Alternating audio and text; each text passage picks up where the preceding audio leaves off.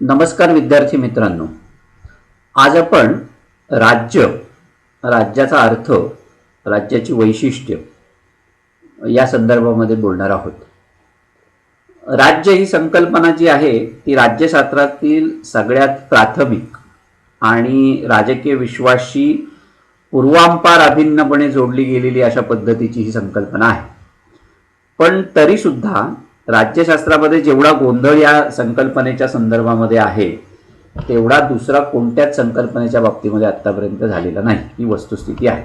म्हणजे राज्य म्हणजे काय या बाबतीमध्ये दोन विचारवंतांमध्ये आजपर्यंत एकमत झालेलं नाहीये, अशा प्रकारची परिस्थिती राज्यशास्त्रामध्ये आहे. आणि त्यामुळे राज्याची समाधानकारक अशी एकच आणि एकमेव अशी व्याख्या सांगणं अवघड आहे आणि अशक्य आहे. कोणी राज्याकडे वैधानिक रचना म्हणून बघतो, कोणी आवश्यक अरिष्ट म्हणून पाहतो, कोणाला समाजाशी ती समकक्ष वाटते, तर कोणाला समाजातल्या असंख्य गटांपैकी किंवा समूहांपैकी एक अशा पद्धतीची ती वाटते. कोणी सत्तेच्या दृष्टिकोनातून त्याची मांडणी करतो, तर कोणी वर्गसंघर्षाच्या परिभाषेमध्ये त्याच्याकडे पाहतो. कोणाला ती पाशवी वाटते, म्हणजे ते राज्य जे आहे ते तसं स्वरूप पाशवी वाटतं, तर कोणाला ते कल्याणकारी वाटतं. मतमतांतरांचा हा जो गदारोळ आहे, या गदारोळामध्ये या संकल्पनेचा नेमका अर्थ काय आहे आणि त्याच्याविषयी बोलणं हे सुद्धा अत्यंत अवघड अशा प्रकारची परिस्थिती आहे. तरी सुद्धा त्यातनं एक मार्ग काढला जाऊ शकतो, तो म्हणजे राज्याचा कोणताही एक अर्थ जो आहे तो प्रमाण मानून स्वीकारण्याच्या ऐवजी त्यासंबंधीचे जे वेगवेगळे दृष्टिकोन आहेत ते दृष्टिकोन जर आपण पाहिले आणि त्याच्यानंतर त्याचा अर्थ नेमका कशा पद्धतीचा आहे तो जर आपण बघितला, तर मग राज्य म्हणजे काय आणि राज्याची आवश्यक जी लक्षणं आहेत ती नेमकी कोणत्या पद्धतीची आहेत याविषयीची चर्चा करता येऊ शकते आणि आपण राज्य ही संकल्पना समजून घेऊ शकतो.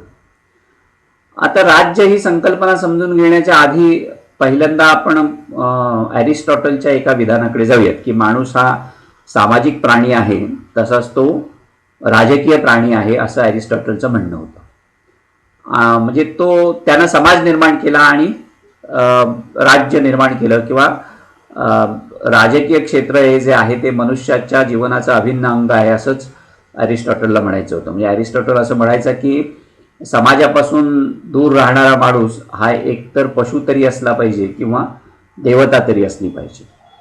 कारण समाजाला दूर लोटून किंवा समाजापासून वेगळं राहण्याचा प्रयत्न करणं मनुष्याला केवळ अशक्य आहे.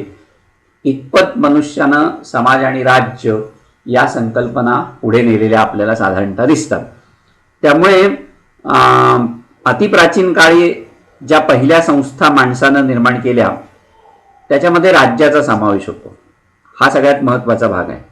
राज्यसंस्थेच्या उदयाचा नेमका कालखंड काय आहे तो सांगणं अतिशय कठीण गोष्ट आहे. पण मनुष्य समूह म्हणून जेव्हा सामाजिक जीवन जगायला लागला तेव्हापासून मानवी समूहामध्ये कोणत्या ना कोणत्या स्वरूपामध्ये मानवी सत्ता ही अस्तित्वात असली पाहिजे अशा प्रकारची एक जाणीव किंवा निर्माण झाली. आणि त्या संस्कृतीपूर्व काळाचा इतिहास जो आहे तो आपल्याला काही फारसा ज्ञात आहे अशातला भाग नाही, पण त्याच्या संदर्भात काही तर्क लावता येऊ शकतात. सामाजिक करारवाद्यांनी काही तर्क सांगितलेले आहेत आणि राज्य किंवा समाज का निर्माण झाला असेल याविषयीची चर्चा केलेली आहे. पण एक गोष्ट मात्र निश्चित आहे ती म्हणजे इतर सामाजिक संस्थांप्रमाणे राज्यसंस्थेचा उदय सुद्धा अनेक घटकांमुळे झालेला आहे. हे राज्य का उदयाला आलं असेल याविषयीचा जो तर्क आहे तो तर्क अनेकांनी आपापल्या पद्धतीने लढवण्याचा प्रयत्न केलेला आहे आणि त्यातून मग राज्यसंस्थेच्या बाबतीमध्ये किंवा राज्य या संकल्पनेच्या बाबतीमध्ये मतमतांतर झालेली आपल्याला साधारणतः दिसतात. राज्य निर्मितीला माणसामधल्या उपजत प्रवृत्ती ज्या होत्या त्या कारणीभूत ठरल्या. त्यातलं एक म्हणजे मनुष्य हा गट किंवा समूह करून राहणारा प्राणी आहे. समूह करून राहिल्यामुळं माणसाला अधिक चांगल्या पद्धतीनं जगता येतं, परस्पर सहकार्यानं काही कामं करता येतात, त्याला सुरक्षितता लाभते आणि म्हणून मग तो समूहामध्ये राहतो. आणि त्याच्याबरोबर मग समूहामध्ये काय गोष्टी येतात, एक रक्तसंबंध आहे, व्यवसाय आहे, भौगोलिक स्थान आहे, धर्म आहे, राजकीय जाणीव आहे, अशा वेगवेगळ्या ज्या गोष्टी आहेत त्या गोष्टींच्या आधारानं मग समूह आणखीन विस्तारत गेलेला आपल्याला साधारणतः दिसतो. आणि मग त्या समूहांमधनं पुन्हा म्हणजे काय म्हणायचं त्याला आपण की रक्तसंबंध, व्यवसाय, भौगोलिक स्थान अशा अर्थानं मग समूह बनत गेले आणि त्यातून मोठ्या समूहामध्ये व्यवसाय, सांपत्तिक स्थिती, वय, लिंगभेद असे वेगवेगळे गट आणखीन उपगट ज्याला आपण म्हणतो ते निर्माण होत गेले. आणि हे जेव्हा होत गेलो तेव्हा मग हितसंबंधांचे प्रश्न निर्माण झाले आणि त्या हितसंबंधांमध्ये संघर्ष निर्माण व्हायला लागले.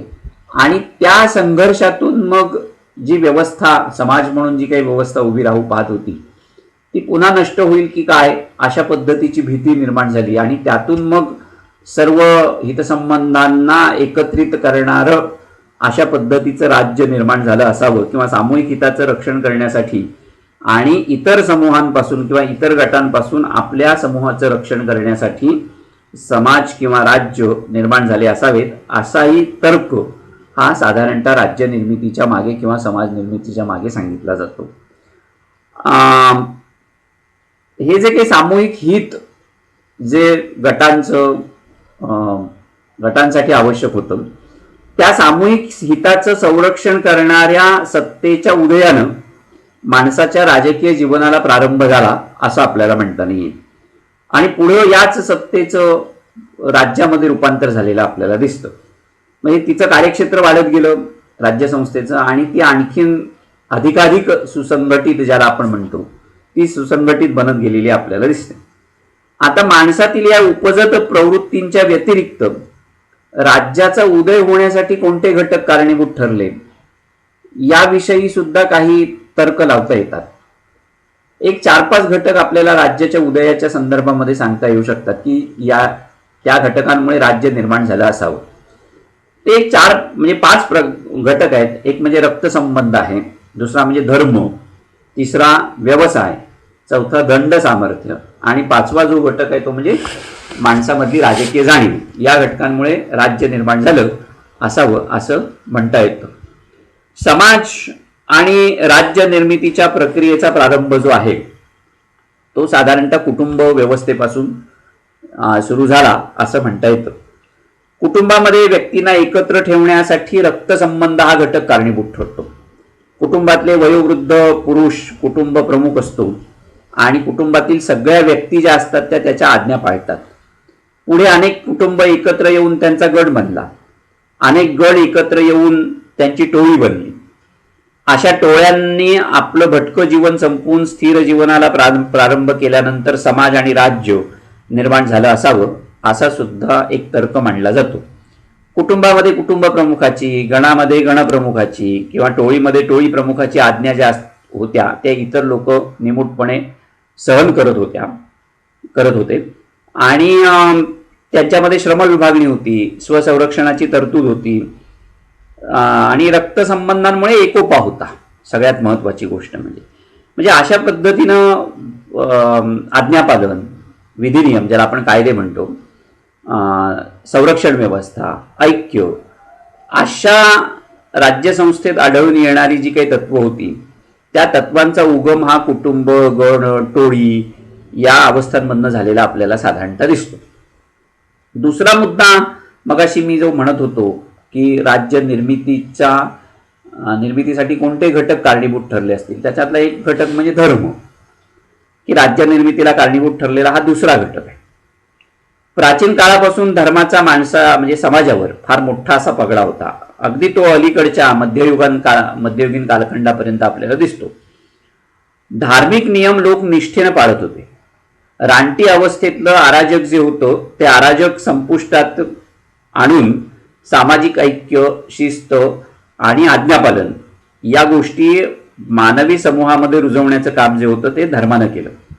आणि राज्याची निर्मिती किंवा उत्क्रांती यामध्ये धर्माचं महत्व जे होतं ते केवळ प्रारंभिक काळापुरतं मर्यादित होतं अशातला भाग नाही, तर मागाशी मी जे म्हटलं की अगदी अलीकडच्या कालखंडापर्यंत म्हणजे मध्ययुगीन विचारवंतांपर्यंत धर्माचं वर्चस्व किंवा धर्माचा प्रभाव जो होता तो साधारणतः आपल्याला दिसतो. आणि त्यातूनच मग पुढील काळामध्ये राज्याचा दैवी सिद्धांत विकसित झाला. राज्य हे ईश्वरानं निर्माण केलेलं आहे. राजा किंवा राजपुत्र कोण जो असेल तो हा ईश्वराचा दूत आहे आणि राजाची इच्छा ही ईश्वराची इच्छा मानली जायची. म्हणजे अशा पद्धतीचं एक तत्वज्ञान जे होतं ते रूढ झालं आणि त्यातून राज्य निर्माण झालं असं राज्याचा दैवी सिद्धांत सांगतो. तिसरा घटक जो होता तो म्हणजे व्यवसाय. राज्य निर्मितीच्या संदर्भामध्ये अन्न वस्त्र निवारा मिळवण्यासाठी माणसाची जी धडपड चाललेली असते आणि खाजगी मालमत्ता किंवा संपत्ती यांची निर्मिती जी होती ती राज्याच्या उदयाला कारणीभूत ठरली असावी असं सुद्धा म्हटलं जातं. अगदी प्रारंभीच्या काळात मनुष्य जेव्हा शिकार करून आपलं जीवन जगत होता तेव्हा सुद्धा शिकाराची वाटणी कोणी करायची, कशी करायची या संबंधी काही नियम असण्याची आवश्यकता होतीच. पुढे मनुष्य पशुपालन करायला लागला, शेती करायला लागला, कारागिरी करायला लागला, तेव्हाही अशा नियमांची फार मोठ्या प्रमाणावरती गरज भासली असणार. त्यातून मग वेगवेगळे विविध अशा प्रकारचे व्यवसाय उदयाला आले, वस्तूंची देवाणघेवाण सुरू झाली, खाजगी मालमत्ता अस्तित्वात आली, आणि त्यामुळे मग खाजगी मालमत्तेला संरक्षण देणारी, मालमत्तेवरून तंटा निर्माण झाल्यास ती सोडवणारी आणि समाजात स्थिरता निर्माण करणारी, सुव्यवस्था निर्माण करणारी जी सत्ता होती ती आवश्यक ठरली आणि त्यातून राज्य निर्माण झालं असावं असाही एक तर्क राज्य निर्मितीच्या मागे आहे असं आपल्याला म्हणता येईल. दुसरा म्हणजे दंड सामर्थ्य. चौथा घटक जो राज्य निर्मितीच्या बाबतीमध्ये आपल्याला सांगता येतो तो दंड सामर्थ्याचा, की राज्याचा उदय होण्यामागे दंडशक्ती हा घटक कारणीभूत आहे. माणसाच्या टोळ्या होत्या तेव्हा त्या टोळ्यांमध्ये सतत युद्ध चालायची. आक्रमण आणि संरक्षण ही टोळीची प्रमुख कामं होती. सतत युद्धमय अशा त्या जीवनामध्ये युद्धकुशल आणि शूर व्यक्तींना जास्त महत्व मिळत गेलं. मग ज्यांनी तलवार गाजवली असेल अशा लोकांच्या आज्ञा ऐकण्याकडे किंवा त्या मानण्याकडे लोकांचा कल हा होत गेला आणि त्यातून त्याची प्रतिष्ठा वाढत गेली आणि तो सामर्थ्यवान बनत गेला, त्याच्या अधिकारामध्ये वाढ होत गेली आणि मग त्या दंड सामर्थ्याच्या किंवा त्या पाशवी सामर्थ्याच्या आधारावरती संघटित असा समुदाय अस्तित्वात आला असेल आणि त्यातून राज्य निर्माण झालं असेल. कारण सगळी सत्ता ही अशा सत्ताधीशांच्या अधिपत्याखाली एकवटली गेली आणि त्यातून समाज आणि राज्य निर्माण झाले असावेत असाही एक तर्क मांडला जातो. आणि सगळ्यात एक महत्त्वाचा पाचवा घटक जो होता तो म्हणजे राजकीय जाणीव. सामूहिक जीवन जगायला लागल्यानंतर माणसामध्ये हळूहळू राजकीय जाणीव निर्माण झाली. समूहाच्या संरक्षणासाठी किंवा आपल्याला चांगलं जीवन जगता यावं, आपल्या जीवनाला स्थिरता मिळाली पाहिजे अशा पद्धतीच्या म्हणजे सत्तेची गरज ही माणसाला भासायला लागली आणि त्यातून राजकीय दृष्ट्या संघटित झाल्यानंच आपल्याला सुरक्षितता मिळू शकते याची जाणीव जी होती ती निर्माण झाली. आणि ही जी राजकीय जाणीव होती या राजकीय जाणीवीतनंच राज्य निर्माण झालं असं सुद्धा म्हटलं जातं. म्हणजे ही एक 4-5 प्रकारची कारणं साधारणतः राज्य निर्मितीच्या मागे आहेत असं आपल्याला म्हणता येईल. आता राज्यसंस्था किंवा राज्य ही जी काही संकल्पना आहे ही संकल्पना इतिहासात वेगवेगळ्या पद्धतीनं म्हणजे त्याचा अर्थ वापरला गेलेला आहे किंवा वेगवेगळ्या अर्थानं ती वापरली गेलेली आहे. प्राचीन काळी अथेन्स शहर जे होतं ते शहर म्हणजे एक स्वतंत्र राज्य होतं आणि आज तशा अनेक शहरांना सामावणारा भारत देश ही सुद्धा एक स्वतंत्र राज्य व्यवस्था आहे किंवा ते सुद्धा एक राज्य आहे असं आपल्याला म्हणता येईल. म्हणजे केवढा फरक दोन विचारांमध्ये झालेला किंवा दोन मतांमध्ये झालेला आपल्याला साधारणतः दिसतो. या 2 उदाहरणांमध्ये म्हणजे अथेन्स अगदी म्हणजे जवळपास 2500 वर्षांपूर्वी अथेन्स हे एक शहर किंवा एक नगर राज्य ज्याला आपण म्हणूया ते नगर राज्य की ज्याला राज्य म्हटलं जात होतं आणि आज तेवढ्याच नगर राज्य सामावलेली असंख्य अशी शहरं विस्तारलेली असे भारतासारखे मोठे देश, खंडप्राय देश ज्याला आपण अशी ही 2 उदाहरणं जी आहेत ह्या 2 उदाहरणांमध्ये साधर्म्य कोणत्याच बाबतीमध्ये आढळत नाही. नगर राज्याच्या काळामध्ये राज्य संपूर्ण समाजापेक्षा त्याची जी व्याप्ती होती ती कोणत्याच बाबतीत कमी नव्हती. आज समाजाची व्याप्ती राज्यसंस्थेपेक्षा प्रचंड प्रमाणामध्ये वाढलेली आहे आणि ते सर्व मान्य झालेलं आहे. त्या त्या काळामध्ये राज्यसंस्था जी भूमिका पार पाडत होती त्यानुसार राज्यसंस्थेच्या अनेक व्याख्या ज्या आहेत त्या आजपर्यंत आपल्याला बदलत्या दिसतात. म्हणजे काळानुसार राज्यसंस्थेच्या व्याख्यांमध्ये किंवा राज्याच्या व्याख्यांमध्ये फरक पडलेला आपल्याला साधारणतः दिसतो. मगाशी मी म्हटलं तसं की अरिस्टॉटलनं राज्याची व्याख्या करण्याचा प्रयत्न केलेला आहे. त्यानं कुटुंब संस्था ही माणसाच्या भौतिक गरजा भागवते आणि राज्य माणसाच्या नैतिक आणि बौद्धिक गरजा भागवते असं म्हटलेलं होतं अरिस्टॉटलनं. आपल्या या गरजांच्या पूर्ततेसाठी अनेक कुटुंब एकत्र येऊन राज्य निर्माण करण्यात आलं असं अरिस्टॉटलचं मत होतं. म्हणजे अरिस्टॉटलनं राज्याच्या बाबतीमध्ये जी काही व्याख्या केलेली आहे तो असं म्हणत होता की परिपूर्ण आणि स्वयंपूर्ण जीवनासाठी म्हणजेच ज्याला आपण आनंदी जीवन म्हणतो किंवा सन्माननीय जीवनासाठी निर्माण झालेला कुटुंब आणि गावं यांचा संघ म्हणजे राज्य होय. अरिस्टॉटलच्या दृष्टिकोनातून राज्याचा अर्थ नगर राज्य असा होता आणि नगर राज्य व्यवस्था हीच त्याला परिपूर्ण किंवा आदर्श वाटत होती त्या कालखंडामध्ये. 2500 वर्षांपूर्वी इसवी सन पूर्व 427 हा अरिस्टॉटलचा कालखंड आहे. आता त्या कालखंडामध्ये राज्याची व्याप्ती किती असावी किंवा कार्यक्षेत्र किती असावं याविषयी अरिस्टॉटल बोलत होता. तो असं म्हणत होता काही म्हणजे घटकांमध्ये राजाला आपल्या राज्याचा फेरफटका मारता आला पाहिजे, घोड्यावरून रपेट करता आली पाहिजे, म्हणजे इतका आकार राज्याचा असावा. म्हणजे अरिस्टॉटलचा गुरु जो होता प्लेटो त्यानं 5,500 लोकसंख्या राज्याची गृहीत धरलेली होती. आज किती राज्य मोठी झालेली आहेत, कोट्यावधी. भारत तर 135 कोटी लोकसंख्येचा असलेला देश आहे किंवा राज्य आहे असं आपल्याला म्हणता येईल. त्यामुळे आजच्या राज्याच्या व्याख्या किंवा आजचं राज्याचं स्वरूप आणि अरिस्टॉटल सांगत असलेला राज्याचं स्वरूप याच्यामध्ये फार फरक आहे असं आपल्याला म्हणता येईल. पण अरिस्टॉटलच्या कालखंडामध्ये राज्य आणि समाज यांच्यामध्ये तफावत केलेली नव्हती. आज ती तशा पद्धतीनं स्वीकारताही येणार नाही. आज राज्य हे समाज जीवनाच्या अनेक क्षेत्रांपैकी फक्त एक म्हणजे राजकीय क्षेत्राशी संबंधित असलेली संकल्पना आहे आजच्या कालखंडामध्ये. तसं पूर्वी नव्हतं. पूर्वी राज्य हे माणसाच्या सगळ्याच क्षेत्राशी निगडीत असलेलं क्षेत्र होतं आणि त्यामुळे म्हणजे ते मानवी जीवनाचं एक अभिन्न अंग बनलेलं होतं. आजही अभिन्न अंग आहेत, त्याच्यामध्ये काही दुमत असण्याचं कारण आहे अशातला भाग नाही. पण माणसाचे जे इतर क्षेत्र निर्माण झालेली आहेत त्या क्षेत्रांपैकी राज्य हे एक क्षेत्र आहे असं आपल्याला म्हणता येईल.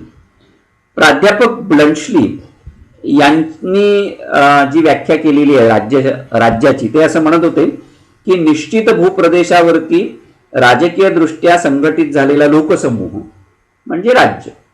एका निश्चित भूप्रदेशावरती एक संघटित असा लोकसमूह किंवा लोकसंख्या ज्याला आपण म्हणतो तो निर्माण होणं म्हणजे राज्य असं ब्लंशलीला म्हणायचं होतं. अमेरिकेचे माजी राष्ट्राध्यक्ष जे होते वुड्रो विल्सन यांनी कायदेशीर दृष्टिकोनातून राज्याची व्याख्या केलेली आहे. ते असं म्हणत होते की निश्चित भूप्रदेशामध्ये कायदेशीर कारभारासाठी संघटित झालेला लोकसमूह म्हणजे राज्य. एका निश्चित भूप्रदेशामध्ये कायदेशीर कारभारासाठी संघटित झालेला लोकसमूह आणि असा लोकसमूह की जो कायद्यानं चालणारा किंवा विशिष्ट नियमांनीबद्ध अशा पद्धतीचा सुसंघटित असलेला त्याला आपण राज्य म्हणू शकतो असं विल्सन यांचं म्हणणं होतं. प्राध्यापक गार्नर यांनी राज्याची अधिक व्यवस्थित अशी व्याख्या करण्याचा प्रयत्न केला. ते असं म्हणत होते की कमी जास्त संख्येनं निश्चित भूप्रदेशावरती कायम वस्ती करणारा, बाह्य नियंत्रणापासून स्वतंत्र असणारा आणि ज्या समाजातील बहुतांश लोक ज्याची आज्ञा स्वाभाविकपणे पाळतात अशी सुसंघटित शासन संस्था किंवा शासन संस्था असणारा समाज म्हणजे राज्य. काय काय म्हणतात? कमी जास्त लोकसंख्येनं निश्चित भूप्रदेशावरती कायम वस्ती करणारा म्हणजे लोकसंख्या हा घटक महत्वाचा आहे, भूप्रदेश हा घटक महत्वाचा आहे, बाह्य नियंत्रणापासून स्वतंत्र म्हणजे सार्वभौम असला पाहिजे आणि ज्या समाजातील बहुतांश लोक ज्याची आज्ञा स्वाभाविकपणे पाळतात अशी सुसंघटित समाज व्यवस्था, अंतर्गत आणि बहिर्गत सार्वभौमत्व, त्याच्याबरोबर शासन, सुसंघटित शासन व्यवस्था, हे चार घटक जे आहेत, हे चार घटक ज्या ठिकाणी असतात तिथे राज्य निर्माण होतं असं गार्नर यांचं म्हणणं होतं. म्हणजे राज्य निर्माण होण्यासाठी निश्चित भूप्रदेश पाहिजेत, त्या भूप्रदेशावरती कायम वस्ती करून राहणारा लोकसमुदाय पाहिजे, तो त्या लोकसमूहाची सुसंघटित अशी शासन व्यवस्था असली पाहिजे आणि तो लोकसमूह अंतर्गत आणि बाह्यदृष्ट्या स्वतंत्र असला पाहिजे. अशी चार वैशिष्ट्य गार्नर यांनी नोंदवलेली आपल्याला साधारणतः दिसतात. प्राध्यापक गटेल यांनी राज्याची जी व्याख्या केलेली आहे ते असं म्हणत होते की निश्चित भूप्रदेशावरती कायम वस्ती करून राहणारा, बाह्य नियंत्रणापासून कायदेशीररित्या स्वतंत्र असणारा, आपल्या अधिकार क्षेत्रातील सर्व व्यक्ती आणि गट यांच्यासाठी कायदे करून ते अंमलात आणणारी सुसंघटित शासन संस्था असणारा लोकसमूह म्हणजे राज्य. कमी अधिक फरकानं ते गार्नर यांच्याशी सहमत असलेले आपल्याला साधारणतः दिसतात. म्हणजे अलीकडच्या कालखंडामध्ये बारकर यांनी राज्याचा अर्थ स्पष्ट करताना असं म्हटलं होतं की आधुनिक राज्य म्हणजे निश्चित असा भौगोलिक सीमा असलेलं राष्ट्र, त्यातील समाज स्वतःच तयार केलेल्या राज्यघटनेनुसार विशिष्ट विधिनियमांनी संघटित झालेला असतो. असा समाज व्यक्तीचे हक्क आणि कर्तव्य निश्चित करतो आणि त्यांचं रक्षण करण्यासाठी विधिनियम बनवतो आणि त्या उद्दिष्टांसाठी किंवा त्या उद्दिष्टांच्या पूर्ततेसाठी राज्यघटनेनुसार सातत्यानं काम करतो. आता बारकर यांची अलीकडची ही जी व्याख्या आहे अर्नेस्ट बारकरची, तर त्या व्याख्येमध्ये आधुनिक राज्याला राज्यघटना त्यांनी आवश्यक मानलेली आहे. राज्यातील समाज राज्यघटनेतील नियमानुसार संघटित झालेला असतो, व्यक्तीचे हक्क आणि कर्तव्य निश्चित झालेली असतात, त्याच्या रक्षणाची तरतूद केलेली असते असं त्यांनी म्हटलेलं आहे. प्राध्यापक बारकर यांच्या बरोबरच अगदी अलीकडच्या कालखंडामध्ये प्राध्यापक हेरॉल्ड लास्की यांनी सुद्धा राज्याची व्याख्या करण्याचा प्रयत्न केलेला आहे. ते असं म्हणत होते की राज्य म्हणजे शासन आणि शासित यांच्यातील विभागलेला प्रदेशयुक्त समाज. असं राज्य स्वतःची सत्ता सर्वोच्च मानून आपल्या प्रदेशातील इतर संस्थांवरती नियंत्रण ठेवू इच्छिते. आता ह्या वेगवेगळ्या विचारवंतांनी वेगवेगळ्या पद्धतीनं आपापल्या काळानुसार या व्याख्या केलेल्या आहेत. मगाशी मी म्हटलं त्या पद्धतीनं की राज्य या संकल्पनेविषयी विचारवंतांमध्ये एकमत नाही. आता ते एकमत का नाही, त्याचं एक कारण असं आहे की राज्य ही विकसित झालेली संकल्पना आहे प्राचीन काळापासून आजपर्यंत आणि अजूनही ती पुढे होते आहे. म्हणजे अजूनही त्याच्यामध्ये आणखीन भर पडणार आहे. भविष्यामध्ये अजूनही राज्याच्या संकल्पना बदलणार आहेत किंवा राज्याचा अर्थ सुद्धा बदलणार आहे. मग त्या पार्श्वभूमीवरती राज्य म्हणजे नेमकं काय किंवा राज्यासाठी कोणत्या घटकांची आवश्यकता असते त्याच्यावरती मात्र सगळ्या विचारवंतांचं एकमत झालेलं आपल्याला दिसतं. आणि ते घटक म्हणजे चार घटक महत्वाचे आहेत राज्य निर्मितीसाठीचे. ते कोणते? एक म्हणजे लोकसंख्या, दुसरा म्हणजे भूप्रदेश, तिसरा म्हणजे शासन आणि चौथं म्हणजे सार्वभौमत्व. हे चार घटक जेव्हा एकत्रितपणे एकत्र येतात तेव्हा तिथे राज्य निर्माण झालं असं म्हटलं जातं. म्हणजे राज्य निर्मितीसाठी या चार घटकांची आवश्यकता असते असं म्हटलं जातं. आता त्यातल्या पहिल्या घटकाची आपण चर्चा करूयात, लोकसंख्या किंवा लोकसमूह ज्याला आपण पॉप्युलेशन असं म्हणतो.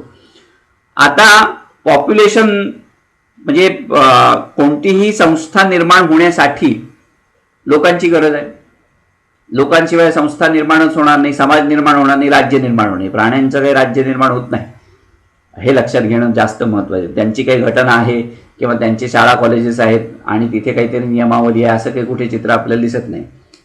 माणूस हा प्राण्यांपेक्षा वेगळा आहे याचं एकमेव कारण जर कुठलं असेल तर माणसापाशी बुद्धी आहे आणि त्या बुद्धीच्या जोरावरती माणसानं निसर्गावरती विजय मिळवण्याचा प्रयत्न सातत्यानं चालवलेला आहे. त्यातलाच हा राज्य हा एक सुद्धा प्रयत्न आहे असं आपल्याला म्हणता येईल. कारण सुसंघटित जीवन जगण्यासाठी ज्या गोष्टींची आवश्यकता होती त्याच्यामध्ये दंडशक्ती किंवा कायदा किंवा विधिनियम ज्याला आपण म्हणतो त्याची आवश्यकता होती आणि तो सुसंघटितपणा जो आहे तो समाज किंवा राज्य यांच्याशिवाय परिपूर्ण होऊ शकणार नव्हता. त्यामुळे समाज निर्माण होण्यासाठी किंवा राज्य निर्माण होण्यासाठी लोकसमूहाची गरज असते. आणि नुसता भूप्रदेश असून उपयोगाचा नाहीये, तर त्या भूप्रदेशावरती राहणारी माणसं असली पाहिजे. कायमस्वरूपी वस्ती करून असणारा लोकसमूह अशी व्याख्या केलेली आहे की एखाद्या भूप्रदेशावरती कायमस्वरूपी वस्ती करून असणारा लोकसमूह म्हणजे राज्य, अशा पद्धतीची व्याख्या जी होती ती ब्रंचलीने केलेली होती. तर तो लोकसमूह जो आहे तो जास्त महत्वाचा आहे. कारण राज्यामध्ये राहणाऱ्या लोकांचे दोन प्रकार पडतात. एक म्हणजे नागरिक आणि दुसरे म्हणजे परकीय. नागरिकांचे हक्क आणि परकीयांचे हक्क याच्यामध्ये फरक आहे. आपल्या राज्यघटनेत सुद्धा आपण नागरिक आणि व्यक्ती अशा पद्धतीचा फरक केलेला आहे. त्यामुळे नागरिकांना मिळणारे अधिकार व्यक्तींना, परकीय व्यक्तींना मिळतीलच असं सांगता येत नाही. हा भाग लक्षात घेतला तर लोकसमूहामध्ये तो फरक करता येतो असं आपल्याला म्हणता येईल. आता लोकसमूहाबाबतीत सुद्धा अनेक प्रश्न निर्माण होताना दिसतात.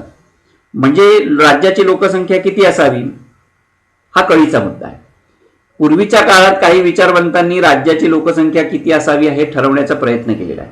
मगाशी मी म्हटलं त्या पद्धतीने प्लेटो, अरिस्टॉटल सारखे जे विचारवंत होते ते, की त्यांनी राज्याची लोकसंख्या मर्यादित असावी अशा पद्धतीचा विचार मांडला. प्लेटोने तर आकडाच सांगितलेला होता की 5,500. अरिस्टॉटलनी तो 10,000 वाढवला आता उपआदर्श राज्याची कल्पना मांडून. पण एकंदरीत अरिस्टॉटल हा राज्याच्या लोकसंख्येला काही मर्यादा असली पाहिजे या विचाराचा होता. म्हणजे राज्याची लोकसंख्या फार जास्त किंवा फार कमी असू नये, राज्य स्वयंपूर्ण होण्या एवढी आणि ती पुरेशी असावी आणि योग्य प्रकारे राज्य करता येईल एवढी ती मर्यादित असावी अशा पद्धतीचं जे मत होतं ते अरिस्टॉटलनं नोंदवलेलं आपल्याला साधारणतः दिसतं. अरिस्टॉटल प्रमाणेच रुसोनं सुद्धा मर्यादित लोकसंख्येचा विचार केलेला साधारणतः दिसतो.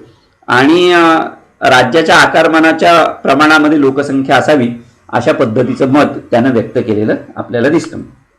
आता आजची परिस्थिती वेगळी आहे. आज दळणवळणाच्या साधारण वाढ झालेली आहे, प्रशासन पद्धतीमध्ये बदल झालेला आहे, संसूचन पद्धती ज्या होत्या त्या मोठ्या प्रमाणावरती विस्तारलेल्या आहेत आणि त्यामुळे फार मोठी लोकसंख्या असणाऱ्या राज्यही कार्यक्षमतेनं चालताना आज आपल्याला दिसतात. म्हणजे राज्य फार छोटी असावीत आणि तीच कार्यक्षम राहतात आणि मोठी राज्य कार्यक्षम राहतात असं की आज चित्र आपल्याला दिसत नाही.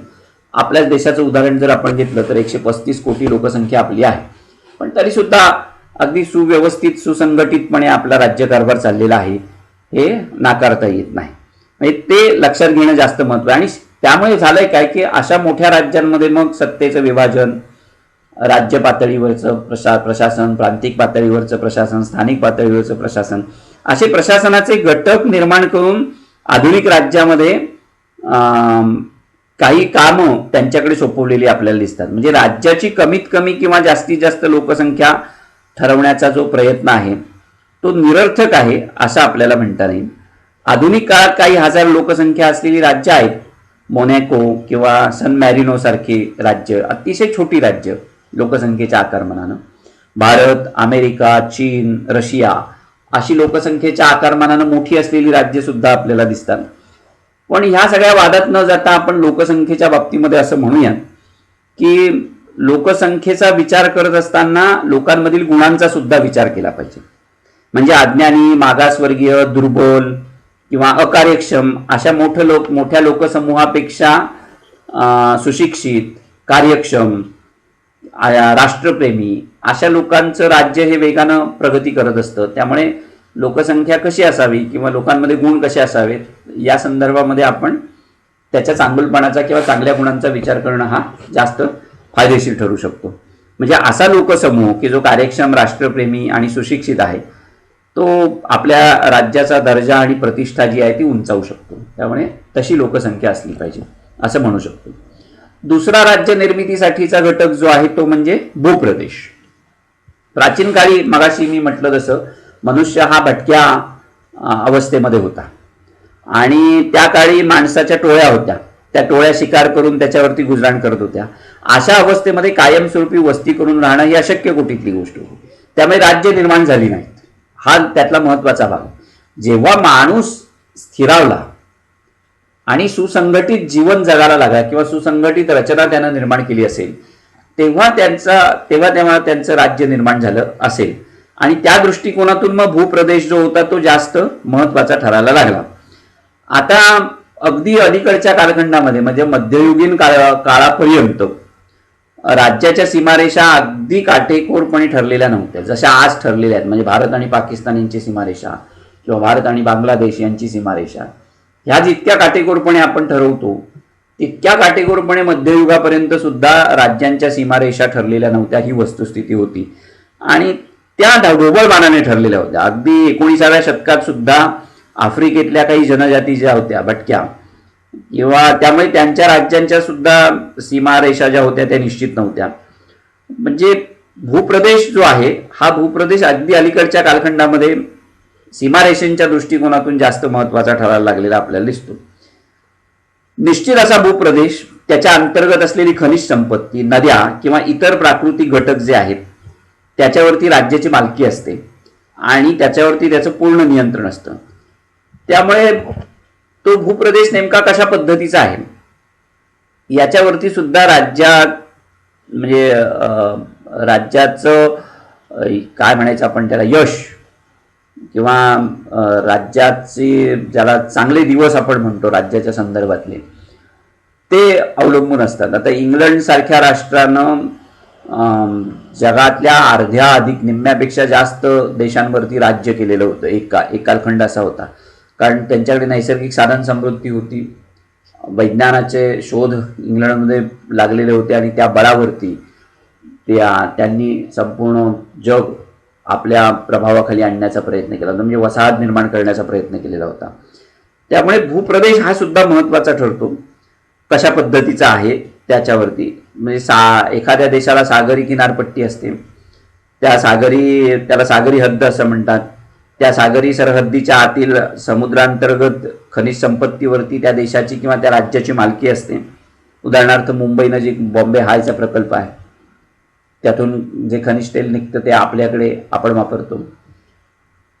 मध्य पूर्वेतले जे देश आहेत की जे खनिज तेलानं समृद्ध आहे, आज जगाची सगळी अर्थव्यवस्था त्यांच्या हातामध्ये आहे. जर त्यांनी खनिज तेल द्यायचं नाकारलं तर जगातल्या बहुतांश देशांच्या अर्थव्यवस्था धडाक्यात कोसळतील, अशा प्रकारची परिस्थिती आहे. म्हणजे कोणत्या पद्धतीची खनिज संपत्ती लाभलेली आहे भूप्रदेशाला, ती सुद्धा राष्ट्राच्या दृष्टिकोनातून राष्ट्राच्या उन्नतीसाठी जास्त महत्त्वाची ठरते, सामर्थ्यासाठी जास्त महत्त्वाची ठरते असं आपल्याला म्हणता येईल. त्यामुळे राज्याचा भूप्रदेश केवढा असावा याविषयीचे मतमतांतर पण आहेत. पण म्हणजे मगाशी मी म्हटलं तसं की पूर्वी एखादं गाव म्हणजे नगर राज्य, म्हणजे ते राज्य म्हणून संबोधलं जात होतं. आज तशा प्रकारची परिस्थिती राहिलेली नाही. आकारानं मोठ्या प्रकारची राज्य निर्माण झालेली आपल्याला दिसतात. त्यामुळे आकारमान ही जी गोष्ट आहे, हा मुद्दा आता गैरलागू ठरलेला आपल्याला साधारणतः दिसतो. आकारमानानं छोटी असलेली राज्य सुद्धा आज जगामध्ये आपलं प्रभुत्व टिकून आहेत. जपान सारखा देश आहे, सिंगापूर सारखा देश आहे, हाँगकाँग सारखा आहे की ज्यांनी आर्थिक प्रगती केलेली आहे. आणि आर्थिक प्रगतीच्या जोरावरती म्हणजे काही देशांच्या अर्थव्यवस्था आपल्या हातामध्ये आणण्याचा प्रयत्न या देशांनी केलेला आपल्याला दिसतो. काही देश मोठे आहेत आकारमानानं, पण त्यांना फार काही करता आलेलं नाही, ही वस्तुस्थिती आपल्या डोळ्यासमोर आहे. त्यामुळे आकारमान हा विषय जास्त फार महत्त्वाचा आहे अशातला भाग नाहीये. कशा पद्धतीनं आकारमानाचे काही फायदे होऊ शकतात. मोठं आकारमान असेल, देशाचं भूप्रदेश जर मोठा असेल, नैसर्गिकदृष्ट्या समृद्ध, आता भारतासारखा देश आहे त्याला नैसर्गिक सीमारेषा आहेत. पूर्वेकडे काराकोरम सारखा पर्वत आहे, हिमालय आहे, इकडे खाली तिन्ही बाजूनी समुद्र, पश्चिम बंगालचा उपसागर, हिंदी महासागर, अरबी समुद्र, अशांनी नैसर्गिक सीमारेषा निर्माण झालेल्या आहेत. त्यामुळे असं म्हटलं जायचं की भारत हा पृथ्वीवरचा अभेद्य किल्ला आहे. पण आज तशी परिस्थिती नाही राहिली. दळणवळणाच्या साधनात वाढ झालेली आहे, युद्धतंत्र बदललेली आहेत आणि त्यामुळं काही क्षणामध्ये रॉकेटचे हल्ले करून, क्षेपणास्त्र टाकून सुद्धा एखाद्या देशाला उद्ध्वस्त करता येऊ शकतं. त्यामुळे नैसर्गिक सीमारेषा सुद्धा फार महत्त्वाच्या ठरतात काही वेळेला, असंही दिसत नाही. 1962च्या चीनच्या युद्धामध्ये नैसर्गिक सीमारेषा महत्त्वाच्या ठरल्या होत्या. हाय तो एक महत्त्वाचा भाग सांगता येतो आपल्याला. म्हणजे काही वेळेला त्या उपयोगी ठरतात, काही वेळेला त्या निरुपयोगी ठरताना आपल्याला दिसतात. म्हणजे त्याच्या बाबतीमध्ये काही फार तथ्य आहे असं आपल्याला म्हणता येत नाही. पण आपल्याला अगदी कमी क्षेत्रफळाच्या राज्यापासून प्रचंड मोठं क्षेत्रफळ असलेल्या राज्यांपर्यंत आज अनेक राज्य असलेली आपल्याला दिसतात. मगाशी मी म्हटलं जसं मोनॅको, सन मॅरिनो, सिंगापूर यासारखी काही चौरस किलोमीटरची असलेली लहान राज्य जगामध्ये आहेत. रशिया, अमेरिका, भारत, चीन, ऑस्ट्रेलिया असे खंडप्राय राज्य सुद्धा आहेत. तेव्हा लोकसंख्येप्रमाणे राज्याचा भूप्रदेश किती असावा या बाबतीमध्ये काही नियम ठरवता येणं अशक्य आहे. पण एक गोष्ट खरी आहे की राज्याचा भूप्रदेश किती विस्तीर्ण आहे यापेक्षा तो कोणत्या प्रकारचा आहे त्याला राज्याच्या दृष्टीनं जास्त महत्त्व आहे. केवळ भूप्रदेश विस्तीर्ण असून त्याचा उपयोग नसतो. जमिनीची सुपीकता, नद्या, खनिज संपत्ती, चांगला हवामान हे घटक सुद्धा राज्याला समृद्धीपर्यंत नेऊन पोचवत असतात. अमेरिका हे त्याचं उत्तम उदाहरण आहे. इंग्लंड हे त्याचं उत्तम उदाहरण आहे. आणि त्यामुळे खनिज तेलाच्या बाबतीमध्ये श्रीमंत झालेली मध्य पूर्वेतली राष्ट्र जी आहेत ते त्याचं उत्तम उदाहरण आहे. त्यांच्याकडे खनिज तेल आहे. बाकी काही नसलं तरी खनिज तेलाच्या जोरावरती त्यांनी जगाला वाकवलेलं आहे. ही वस्तुस्थिती आहे. आज जगातली जी युद्ध होत आहेत किंवा जगातला एकंदर सत्ता संघर्ष जो आहे तो खनिज तेलामुळे होतो आहे, ही वस्तुस्थिती आहे. म्हणजे ते जर लक्षात घेतलं तर भूप्रदेश सुद्धा जास्त महत्त्वाचा असतो असं आपल्याला म्हणता येईल. तिसरा घटक राज्य निर्मितीच्या बाबतीतला महत्त्वाचा ठरतो म्हणजे शासन संस्था, गव्हर्नमेंट. निश्चित भूप्रदेश, त्याच्यावरती कायमस्वरूपी वस्ती करून राहणारा लोकसमूह आणि त्यानंतर राज्य निर्माण होण्यासाठी शासन संस्था. म्हणजे ही साखळी आहे एका अर्थानं की राज्यातील लोकसमूहाला काही नियमांच्या माध्यमातून संघटित करणारी किंवा संघटित ठेवणारी किंवा राज्याची इच्छा व्यक्त करणारी आणि त्या इच्छेची अंमलबजावणी करणारी जी यंत्रणा असते ती यंत्रणा म्हणजे शासन ज्याला आपण म्हणतो. ती शासन संस्था ही राज्यात अशा प्रकारची यंत्रणा असते. शासन संस्थेच्या अभावी राज्यात अराजक निर्माण होईल आणि शासन संस्था असते म्हणून राज्यात सुव्यवस्था नांदत असते हे लक्षात घेणं जास्त महत्त्वाचं. राज्यांतर्गत सगळ्या व्यक्तींची मिळून राज्यसंस्था बनते आणि त्यापैकी काही लोक शासन संस्थेमध्ये सहभागी होत असतात. सगळेच्या सगळे काही शासनामध्ये सहभागी होतात अशातला भाग नाही, पण शासनाची इच्छा ही सर्व लोकांची इच्छा असते. हे सगळ्यात जास्त महत्त्वाचं आहे. आता शासन म्हणजे काय? शासनाची 3 प्रकारची कामं असतात. कायदे तयार करणं, कायद्याची अंमलबजावणी करणं आणि कायद्याचा अर्थ लावणं. म्हणजे एका अर्थानं कायदे मंडळ, कार्यकारी मंडळ आणि न्यायमंडळ ह्या 3 संस्था शासनाच्या ज्या आहेत, 3 उपांग जी आहेत ती उपांग सगळ्यात जास्त महत्त्वाची ठरतात. राज्यात मग कोणत्या प्रकारची शासन व्यवस्था आहे ते ह्या 3 घटकांवरती अवलंबून असतं. पण शासन हे आवश्यक आहे. मग ते कोणत्याही पद्धतीचं असो, हुकुमशाही असो, लोकशाही असो, अधिसत्तावादी असो किंवा आणखीन विकेंद्रित असो, पण शासनाची आवश्यकता असते. शासन असल्याशिवाय सुसंघटित समाज निर्माण होत नाही. त्यामुळे राज्य निर्माण होण्यासाठी शासनाची आवश्यकता असते असं आपल्याला म्हणता येईल. आणि सगळ्यात महत्त्वाचा घटक म्हणजे सार्वभौमत्व. सार्वभौमत्व जे आहे ते अंतर्गत आणि बाह्यदृष्ट्या दोन्ही दृष्ट्या तिथला जो समाज आहे त्या भूप्रदेशावरती कायमस्वरूपी वस्ती करून राहणारा तो स्वतंत्र असला पाहिजे.